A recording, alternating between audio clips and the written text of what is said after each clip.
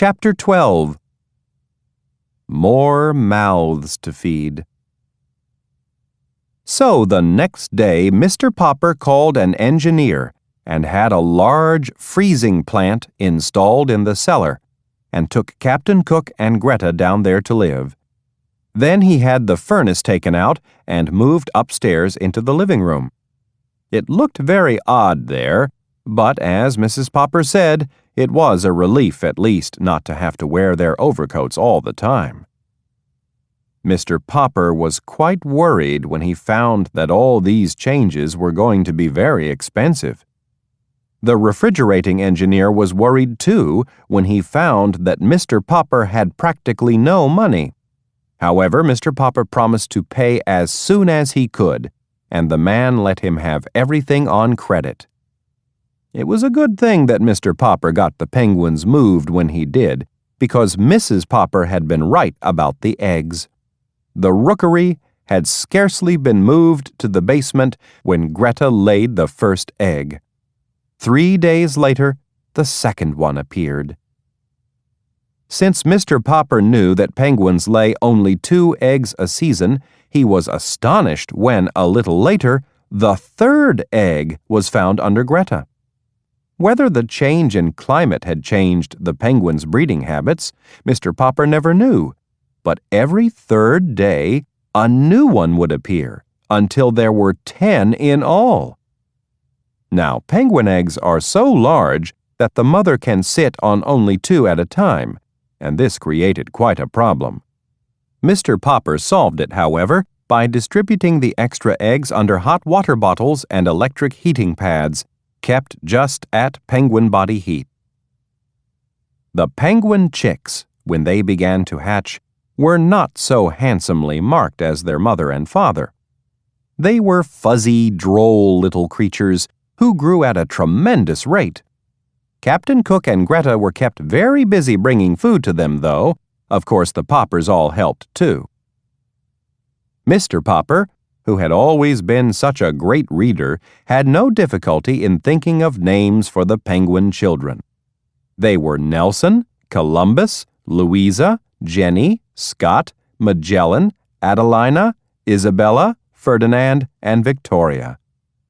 Still, he was rather relieved that there were no more than 10 to name.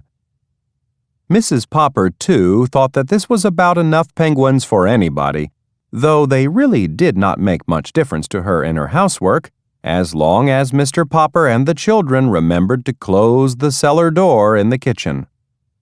The penguins all loved to climb the stairs that led up to the kitchen and never knew when to stop unless they found the kitchen door closed.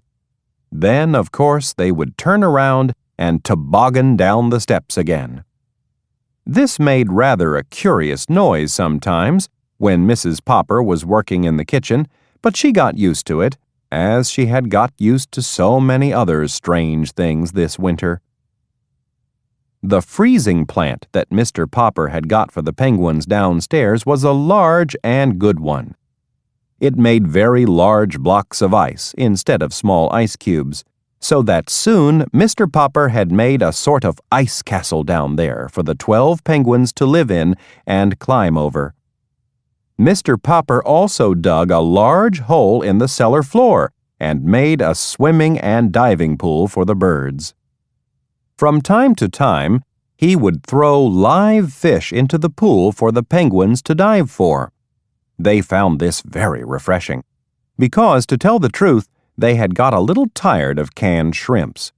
The live fish were specially ordered and were brought all the way from the coast in tank cars and glass boxes to 432 Proudfoot Avenue. Unfortunately, they were quite expensive.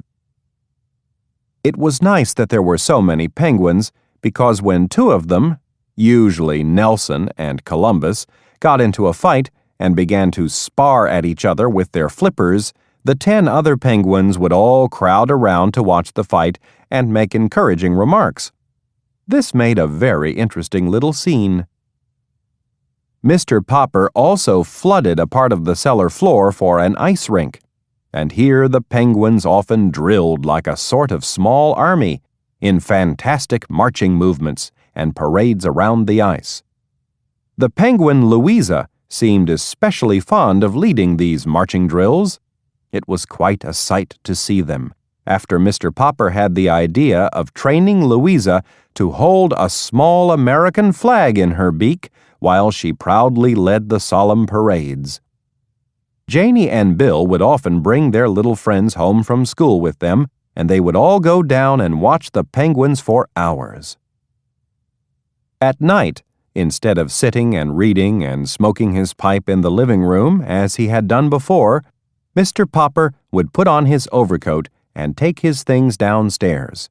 There he would sit and read with his mittens on, looking up from time to time to see what his pets were doing. He often thought about the cold, distant regions in which the little creatures really belonged. Often, too, he thought how different his life had been before the penguins had come to keep him occupied. It was January now, and already he dreaded to think of the time when spring would come and he would have to leave them all day and go back to painting houses.